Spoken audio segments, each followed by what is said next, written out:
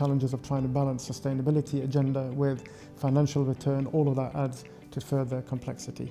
But ultimately, I think as CEOs, everyone has a massive responsibility to balance the two, economic and sustainability agenda.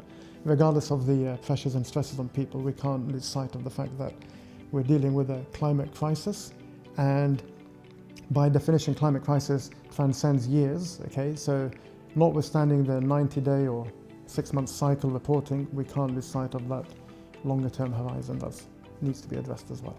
If people wait for perfection, nothing will happen. So what we've done with our investors very much is to be very clear on the strategy that we've set and set targets which are kind of in the long term but also interim. So the recognition that we're on a journey for us is key, and our stakeholders through, I would say, increased engagement with them really enables us to really articulate the journey that we're on. As an industry, you've got demand increasing and you've got available supply of water reducing. So actually there's a real need for sustainable thinking on the future for our region. It comes back to the old adage of don't let perfection be the enemy of progress, okay, which I think we all would subscribe to.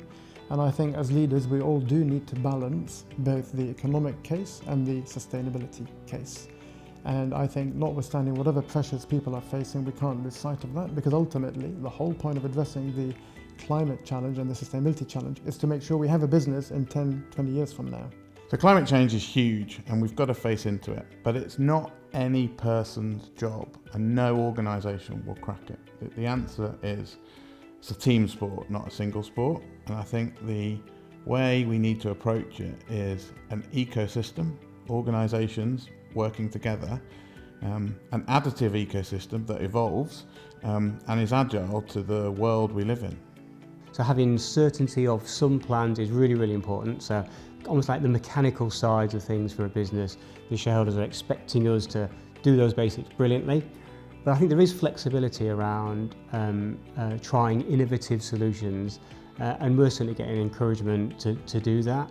The key thing here is to recognise, I think, the balance between a narrative on risk management associated with climate change versus the opportunities.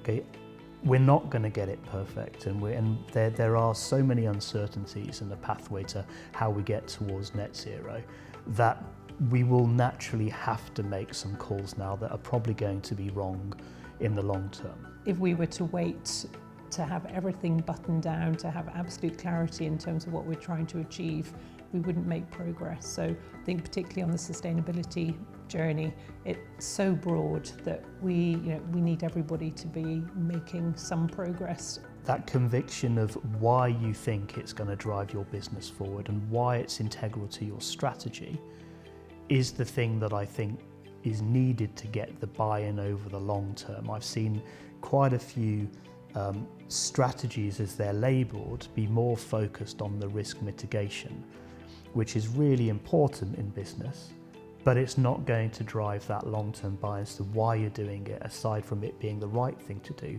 What change and what benefits is it going to bring for your own business? If you look at all the statistics that show what's going to happen to global GDP in 10, 15 years from now, that in itself should be a wake-up call for executives to make sure they are investing in the necessary sustainability actions today, notwithstanding the 3-month or 6-month earnings cycles that create a certain set of pressures.